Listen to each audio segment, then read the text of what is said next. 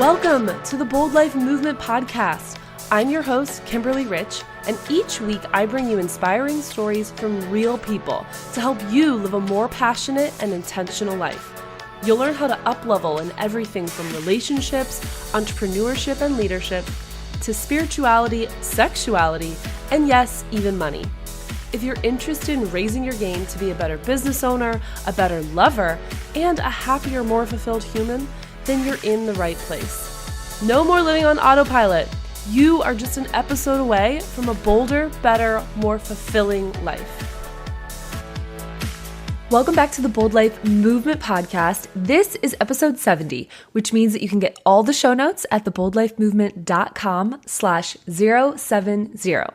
Today, I'm welcoming my friend and fellow speaker, Juan Bendana. Juan, I'm so excited to have you on the show. As I mentioned in my intro, you're a great friend of mine and someone that I look up to, so I'm really excited to have you on the Bold Life Movement. I'm excited to be here. Let's get it started. Sweet. So you are obviously a super confident person. You have a great energy about you, and it's one of the things that attracted me to you as a friend when we first met, but it wasn't always that way, right? So give us like a little bit of backstory of what your youth was like and how you've grown to have the career that you have now, speaking to youth about like creating impact and having confidence. Like, what was that progression? I think it really started in high school when I was in grade 9. I remember I had zero to little self-confidence, and there was a shift in where I saw myself in a certain way, and what really began that shift was being in drama and theater and not having really much self-worth, but surrounding myself with people that were very low self-worth as well. And that shift came, I feel like, in grade even 11 and 12, when I not only starting to go to personal development events, because I met a lot of people at events when I was like 15, 16, but that never did it because there was people talking about marriage and taxes, and I wanted to be talking about video games and sports.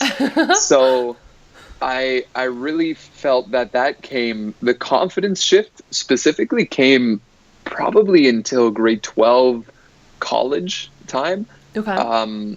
In the sense that through high school, it wasn't that I had low self-esteem throughout in like grade 10 and 11, because that shifted in being in drama, but it was so much so of putting off the things that I really wanted to do because of the underlying fear or doubt that I wasn't good enough and that I couldn't do it. And that carried through into college and university so much so that wasn't addressed until I was second year university. And fast forward to now, when I work with high school and college students, that's something that comes up so often in kids, like, not that they have zero self-esteem. Rarely you'll meet someone that has no self-confidence whatsoever, and they've hit like rock bottom. You meet those certain people, like I was in grade 9, but their friends, family, certain programs in school help them through that. But I am more interested in the shift from coasting and sort of standing by and letting things happen and going through the motions, and taking that to the next level, which is like getting involved in school organizations, making your voice actually heard. When you're in an assembly of 200, 300 students, you'll see, if you ask a question or if you give a callback or something, you'll see like a few raising their hands and then other people kind of looking around, seeing if it's okay. Yeah. And then they'll raise their hands. So instead of moving towards being their own person, having their own ideals, having their own values, it's more so of like, what if they judge me? What if they make fun of me? What if I lose respect, love, happiness, relationships, etc.? So I think that the shift was twofold. First, it came from when I was in grade 9, zero self-confidence, like just wanted to coast by, got nervous when I would be in conversations because I thought like, how would they look at me after the conversation was done, to shifting the bigger shift, and the one that I focus on when like talking to high school students and college students, is the one from being like okay and coasting by and just sort of going through the motions, to the one where you really make your voice heard. You really focus on the impact that you want to make, not only on other people, but yourself. Yeah, totally. On your career, on your relationships, on your emotional well-being. What's the shift and what's the next level there? Because so many high school and college students just don't think about that. I didn't think about that, and I want to open up that conversation. So, sure. Yeah. I'm going to pause for 1 second. Try not to touch your table. Okay. You're leaning on the table sometimes, and it's wobbling your camera. Oh, good call. Professional. Yeah. Sometimes I have people, they like to do this when they talk on the table, and it picks up as well. So it's okay. My editor will cut that out and we'll kick back in. Cool. Okay, so you started going to personal development events when you were much younger, which isn't the norm, but what I'm hearing is that it still took some time for these things to seep in. Was there any like one moment or one book or one mentor that really helped you have that shift from like, I'm kind of coasting, still looking for other people's approval, to like, I'm out, I'm Juan Bendana, I speak my mind, I help others do that. Like, what was that shift? Yeah, there was one specific moment. My first personal development event was when I was 12 years old, and I hated it. It was awful. It was the best in the world, but it was terrible because, like I said before, it was people talking about things that I couldn't relate to, conversations that I couldn't be a part of, and people going through things that I wasn't going through. Yeah. So the shift really came, and then I went to more events, and I still stayed involved, and I didn't like it. I slept through sessions. Like, it was terrible, but my mom was really involved, so she took me on a lot of these programs. Yeah. And it was until I was 15 and I went to the youth program of these personal development. It was a youth leadership conference. Yeah. You can say Tony Robbins here, by the way. Yeah, of course. I went to a youth leadership program, and that really changed everything the first day, because I saw kids 14, 15, 16, 17-year-old thinking the same way that I was thinking, but I didn't want to share with anyone because I may be judged. And I was like, whoa, there's other people like me. This is amazing. Yeah. And that program really set into motion so many changes in not only like my emotional mastery, my confidence level, my self-esteem, but like just a whole paradigm shift in like how I viewed things and how I wanted to help people. Because then I got back to high school and I was like, wait, like, you guys don't get it? Yeah. What's going on? It doesn't have to so be like this. That was really the shift. So I think being around an environment of people that I could actually relate to, that I could connect with, that had passions, dream, ambitions, wanted to do something outside of just partying and getting by in school. Yeah. So that was the major shift. And how pivotal is that peer group now? I mean, I know because we're friends that you've carried a lot of those friends from the youth leadership program with you to today. How integral is that peer group to your success now? Huge. I would say, because some of my best friends in the world I've known them for 6-7 years. I met them when I was 15, when I was 16. And they live in California, in Florida, in Texas, and like all of these different places. And I realized, and this realization didn't come when I was 17. Yeah. Because I still surrounded myself with people that I shouldn't have been, terrible friends that weren't doing anything for my life. It was until this past year in October where I did sort of a friend cleanse. Yeah. And I had to let go of I had to have a lot of hard conversations with a lot of people and let go of relationships that just weren't serving me, because it's everything. Like, who you surround yourself with is everything. And with high school students, it's so hard. And even college students, because you're going to class and you have to surround yourself with these people. It's not like people with jobs could say the same thing, though. It's like, my peer group is in the professional, professional corporate space. My cousin works at a bank, a large bank in Toronto. Yeah. Nationwide bank. And her peer group is at the bank is terrible. Yeah. They eat terrible food. They gossip. They're negative. Yeah. Like all these different things. It doesn't stop in high school or after high school or after college. It doesn't stop. It's really about redefining and like having a group of people that are aligned with what you want to do and what you want to create. I think is the most important thing. And so hands down. What's your number one tip for finding those people? Honestly, trial and error. I've been in terms of mastermind groups, which is sort of an elevated version of peer group. Totally. A mastermind group, for those of you who don't know, is you meet on a weekly or bi-weekly basis and you hold each other accountable. You talk about goals, whether it's health related, emotions, relationships, business. And I've been in 3 failed masterminds. Yeah. 3 that did not work. I have 2. Whatsoever. So it's just like, and now the one that I'm in, I've been in it for over a year, and it's completely changed my relationships, my business, my health in a huge way. So I feel like it's really trial and error, because you'll meet people and you'll think that you really have a lot in common. Yeah. And then you'll get to know them, and then you'll realize that what you want to do in the path that you're on isn't really where they're going and where they want to be, which is totally cool. So I feel like it's really trial and error, but first, before all of that, it is defining where you want to go and ultimately who you want to be, because if you don't know that, then you're not going to know the proper peer group that you're supposed to fit in. Totally. And you don't know where they're hanging out, so you don't know where you should be hanging out. Mm-hmm. Yeah, etc. So what were some of the, and we talked about the different events that you attended, but what were some of the books that you were reading growing up? And do you feel like any should be mandatory in schools? Growing up, I didn't read any books. Says the published author. I know. In high school, I did not. Let me rephrase. In high school, I did not read whatsoever. In college, I going to these like personal development events. I was like, oh, reading's good for you. Let's try it out. So I started to read. This was the summer of 2015, okay. I think. My final year of school, I decided to start reading a book a week, which I'd heard people like in articles do it, and I was like, it can't be that bad. And so I started reading a book a week, and I went over some that were great and some that were not so great. Yeah. 3 mandatory books.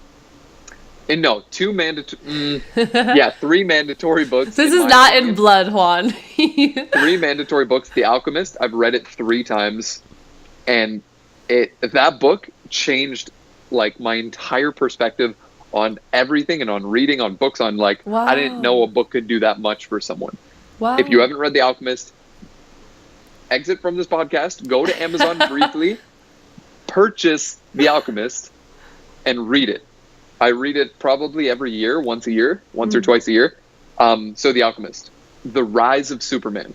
Okay. It is about the flow state, and you've told me about this actually. Yeah. Yes. It is one of the best books by Stephen Kotler. One of the best books I've ever read on like on flow and on heightened state of awareness and focus, and really getting to a world-class level in performing either. And it does it all in the context of extreme sports. So it's such a good read, and it keeps you like locked in the whole time. It's amazing.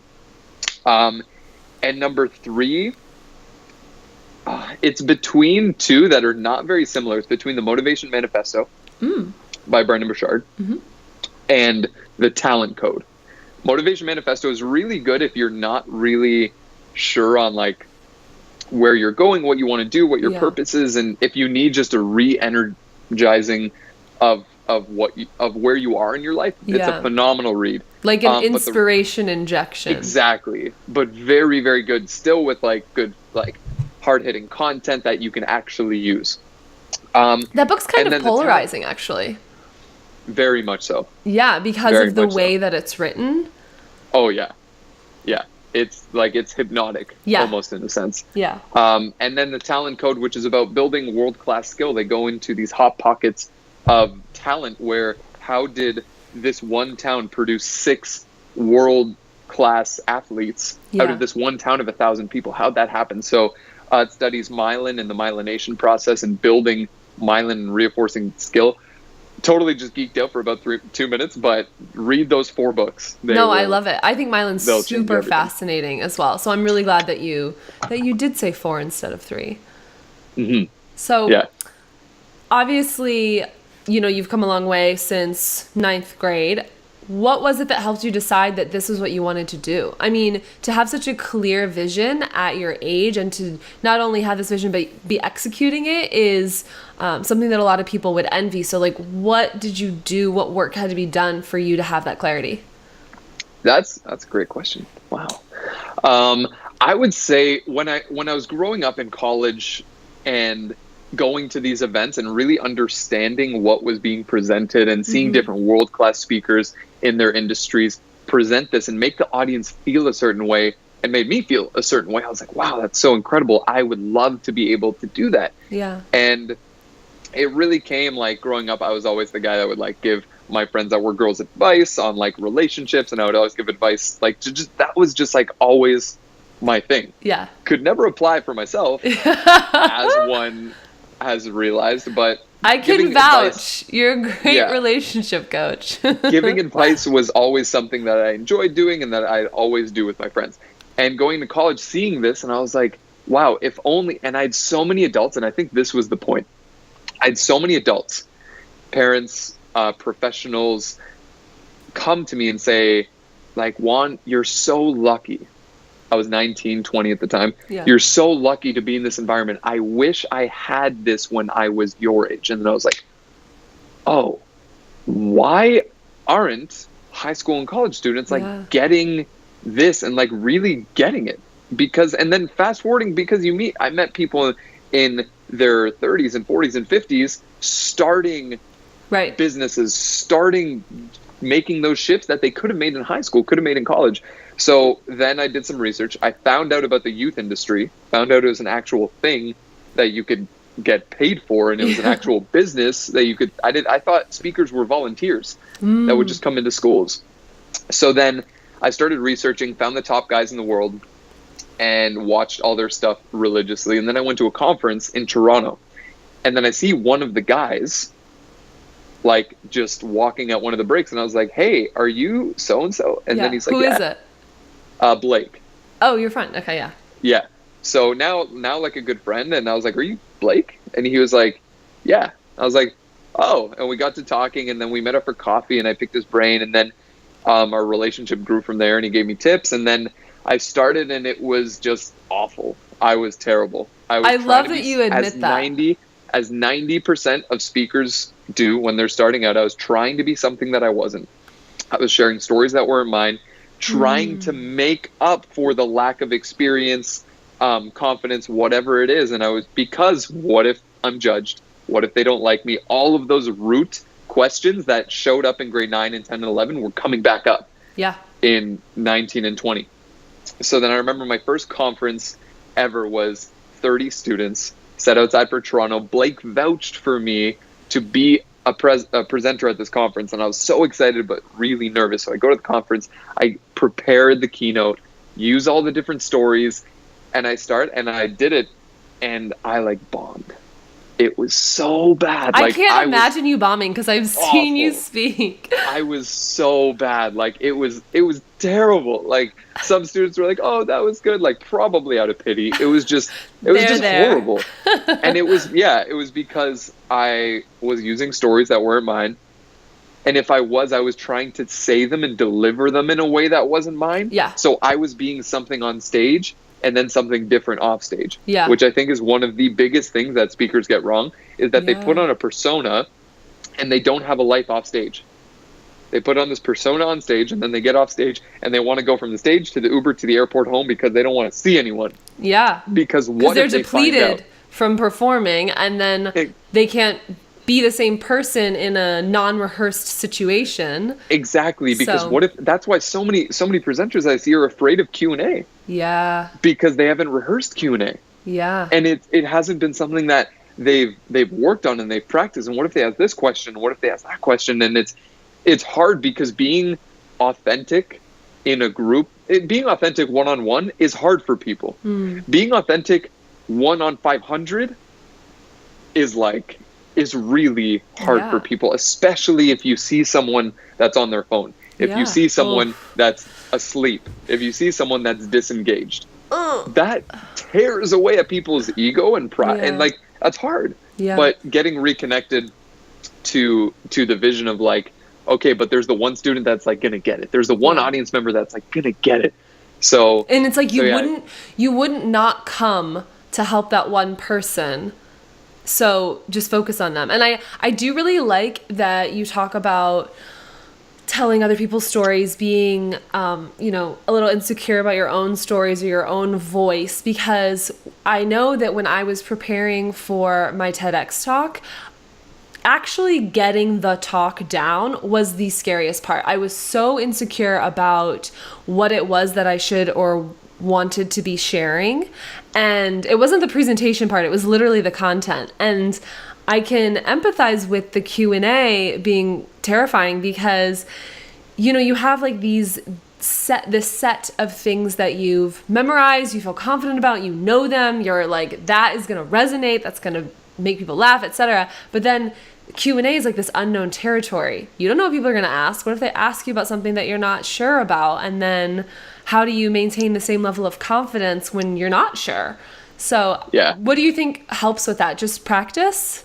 Oh, no. The one thing that helps is, and if you're serious about presenting, I'll tell you a story. Like, I was presenting, it was to an adult audience, about 100 people. And I've gotten some questions that are so left field, and you have to address them, and you have to control the space of the room. Yeah.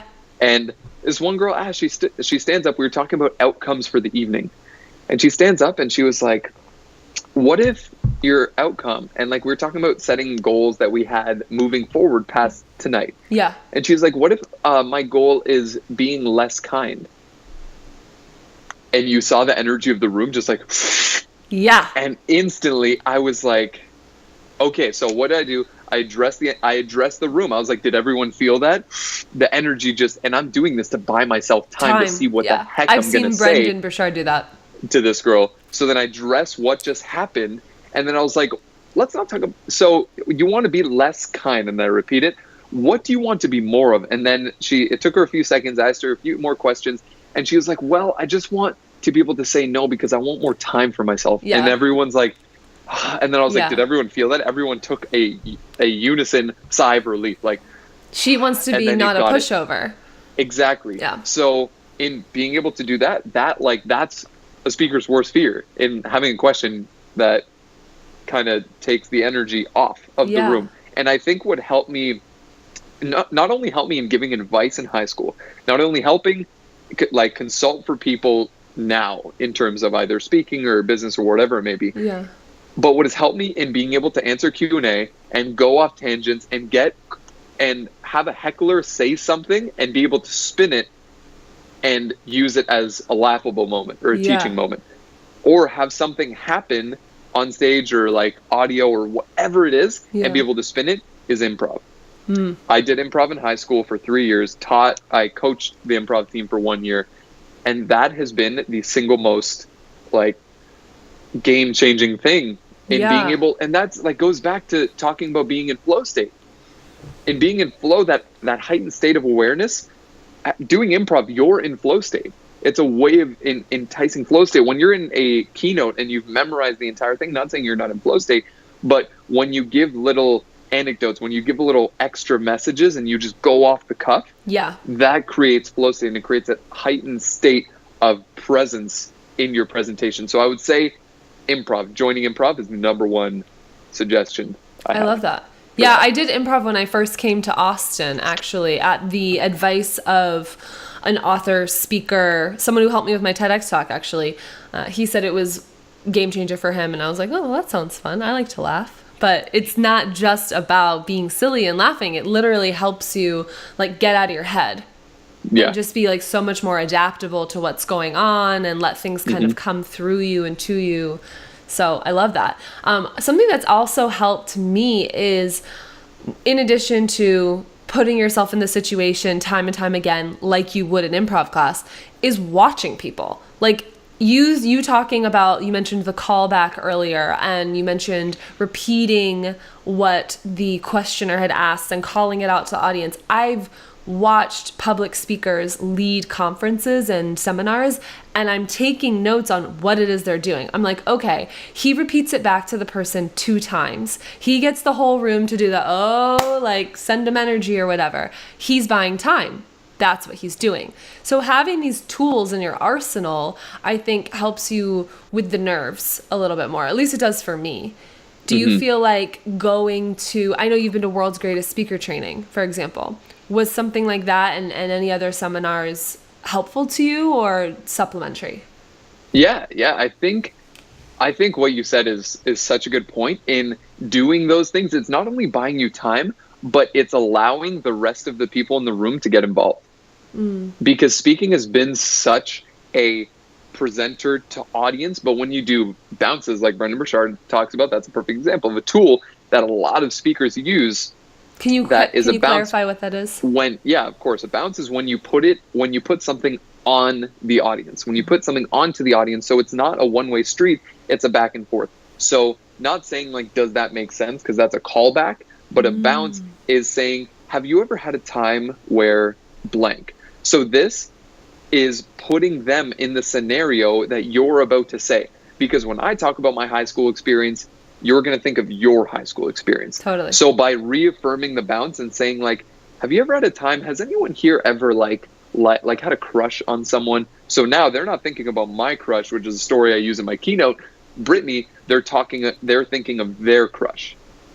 Does that make sense? Yeah, totally. So it's putting it back on the audience. So little tools like that have really been like, that's from Brendan. That's been super helpful in crafting the message and having a hook and those things, like generic, like having a hook in the first 2 minutes, having your stories with messages, all that sort of stuff is okay. So two follow-up questions to that. One, yes. Why is it important as a speaker for you to engage the audience in that way? And then to follow up, you're talking about a hook and a this and a that.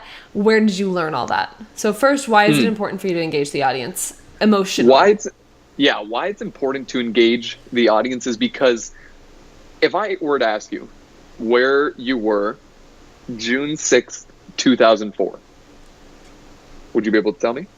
I was going to say either in class or skipping class. Because it was my senior year. But if I were to ask you, where were you when you met your best friend, your like best friend in the world that you've known for your entire life, you would be able to tell me the day, right? And even the moment of when that happened, because information without emotion is not retained. Information without emotion is not retained. So when these keynote presenters, like I've worked with some professors that have amazing content, they're PhDs, they're masters in their field, and they go and they stand behind a podium. And the podium literally cuts you off. It cuts 50% of your power. Yeah. Because physiology being 55% of communication, if you cut off at a podium where you can't move, you can't use any physical engagement, and you're reading off a slide deck, then you get maybe 8%, 9% of communication to an audience, which is words. Yeah. Depending on if you say them enthusiastically, that's the other 37%. But what I think is the number one thing why you want to engage an audience is because it puts emotion in what you're saying. And if you get them to laugh, if you get them to cry, if you get them to think about their high school experience, if you get them to think about their first crush, if you get them to think about the time when they were the most afraid, all of those things create emotion. And emotion retains information, and they're going to remember what you say and be a meaningful presenter as opposed to someone who just came up and spoke for an hour. Yeah. Because no matter what story you have, no matter what credentials you have, I've had people that have had more credentials. I've seen people speak that have more credentials and more PhDs and more degrees than a goddamn thermometer. But they're not able to influence and impact because they're not wrapping their story within emotion. Because presenting is it's not that you're entertaining, but you're entertaining. Yeah. Like an hour presentation, 45-minute presentation needs to entertain people's emotions.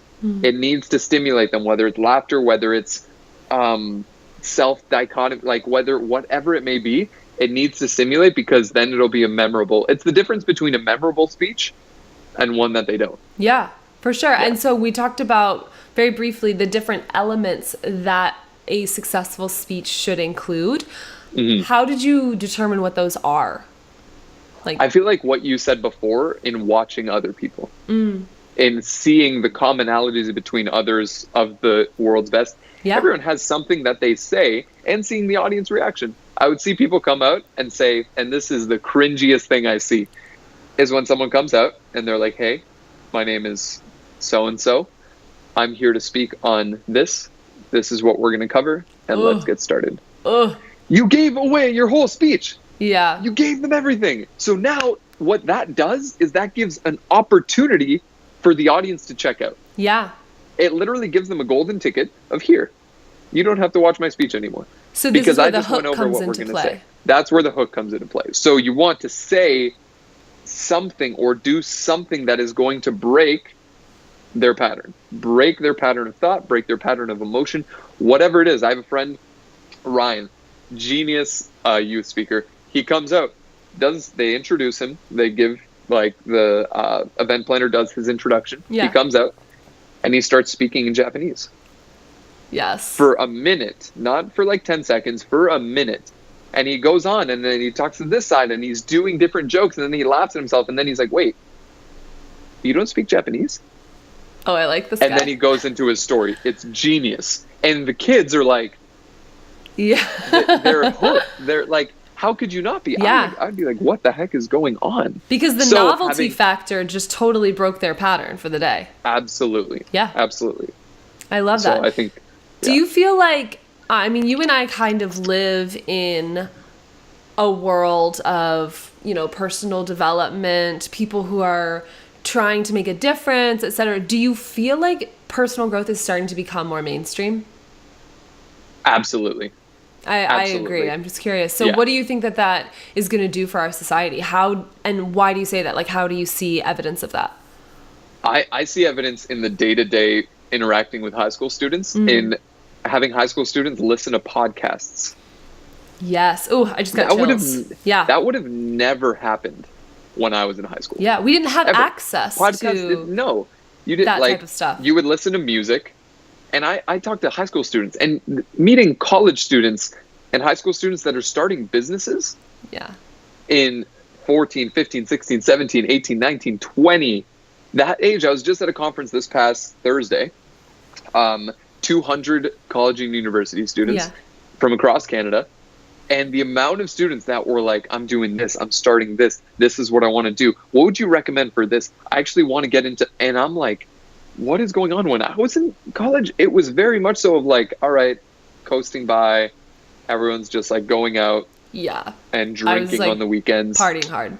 Yeah, so I think it's really going to be a huge shift in the way businesses run, because business is becoming younger and younger and younger, because there's kids in their early teens and 20s starting 7-8 figure businesses. Yeah. Well, it's so easy now with Shopify and it's crazy. Amazon. Like, it's super and the amount easy. of information on that, like, is just obscene. So the people that use the information and the students and the up and coming generation that people say that they are the leaders of tomorrow, which is complete crap. I think that is the most ridiculous thing I've ever heard. That is one of the main points.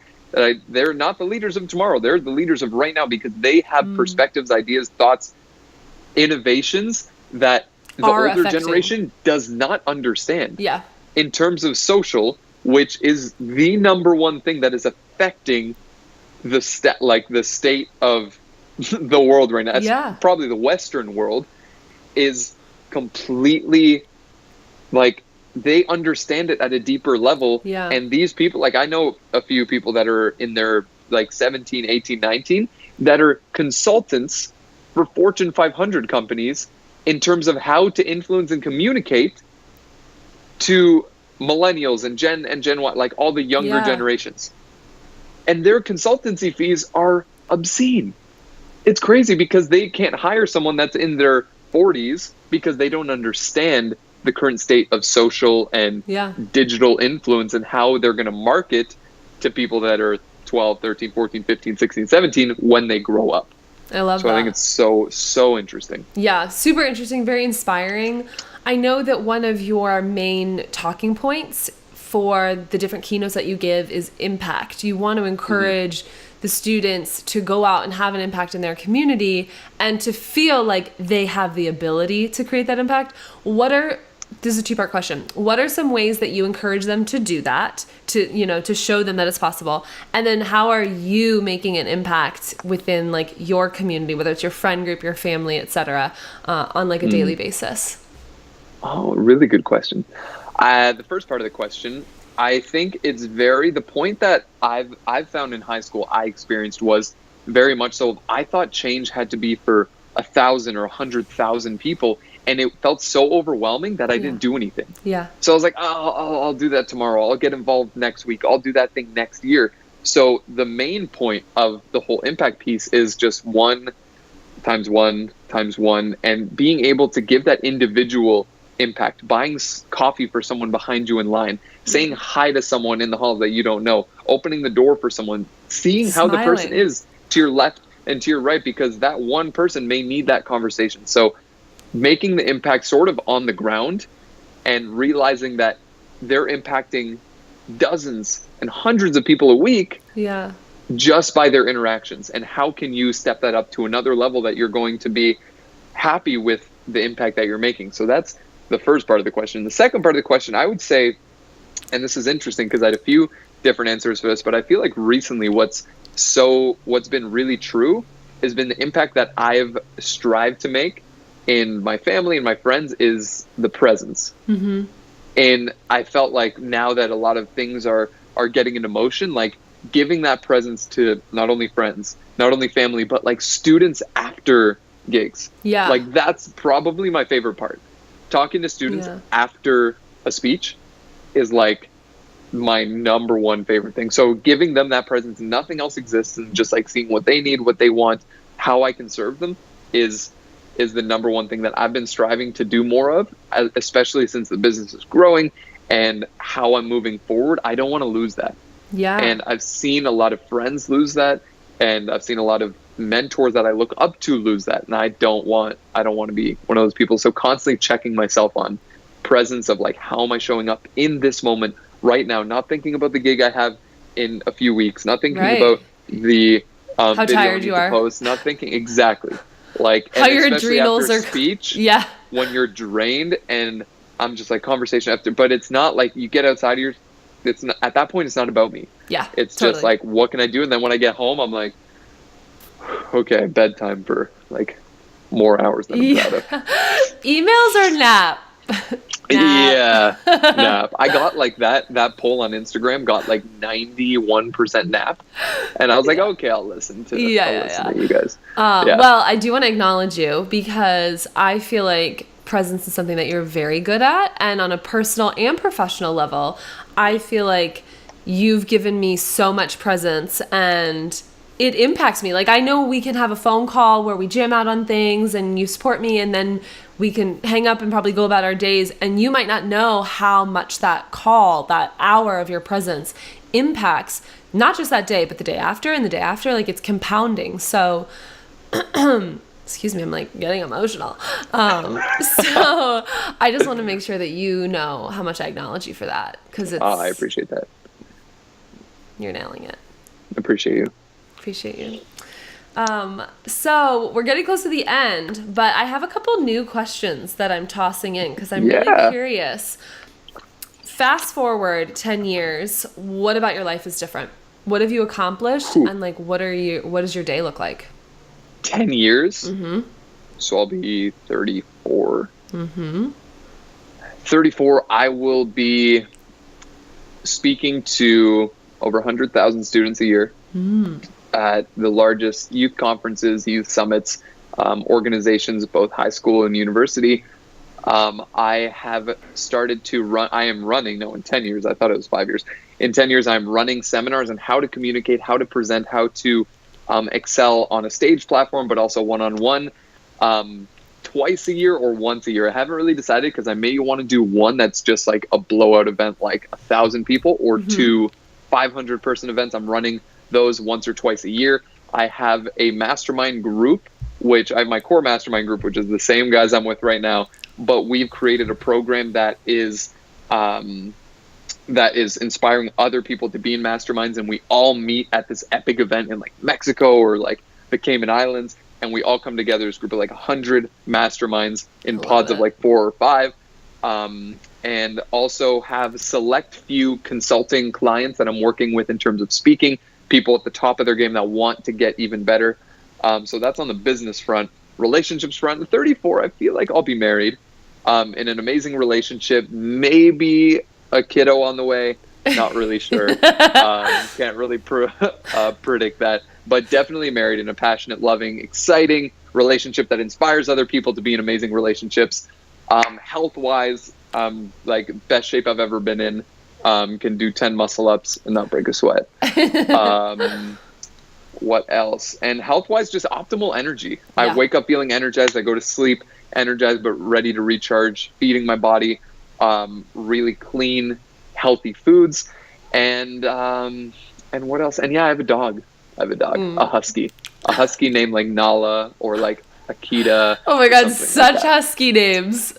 Yeah, I know. Very much so. That's so funny. And friends, just amazing friends that support me and push me to do what I want to do and pursue the things that I want to pursue.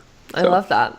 So I want to flip a question that I was originally going to ask, what advice would you give to your 15-year-old self? But instead I want to ask, what advice would you give to your 30-year-old self? Ooh. Huh. Yeah. What advice would I give to my 30-year-old self? Let your mind wrap around that.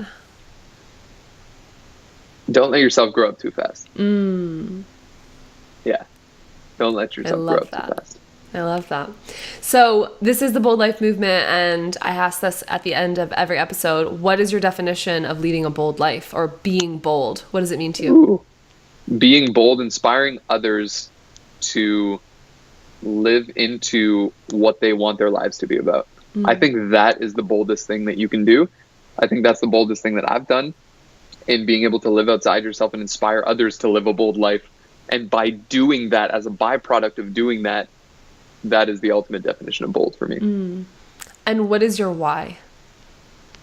My why is the 15-year-old that feels like this is the end. My why is the 17-year-old that has no self-confidence, that wants to go talk to that girl. My why is the 19-year-old that doesn't think that they have what it takes to start the business. My why is the 14-year-old that feels like everything is against them when everything is really for them. I love that. And Juan, where can everyone go to follow you, to get more information, to see these dope Instagram stories? That is, Instagram, Juan, Juan, not W-O-N, Juan, Bandana, Bendana. On Instagram, I like to hang out the most. Instagram's definitely my jam, but YouTube, doing weekly vlogs and also going to be doing weekly videos there as well. So awesome. And obviously juanbendana.com is the website. So yeah. And we will have all of that linked up in the show notes as well. So show notes. Oh yeah, we're official here. So we can get access to the books that you mentioned earlier, to your website, all your socials, and thank you so much for coming on, Juan. I'm so excited to get this out into the world. No, thank you for having me. It was a blast. Yay. And there you have it. Thank you so much to my friend Juan for coming on today's show. Again, if you want access to the show notes and you want to get more information about Juan and his speaking services, head over to theboldlifemovement.com/070. You can also get all the information for his social media accounts there. He's posting vlogs and amazing inspirational content, both on Instagram stories and his YouTube account. So be sure to check those out. If you like the show, please subscribe on iTunes and send me a comment over on Instagram. That is at The Bold Life Movement. Thanks so much, guys. Check out our episodes every Sunday, Monday, and Wednesday at theboldlifemovement.com.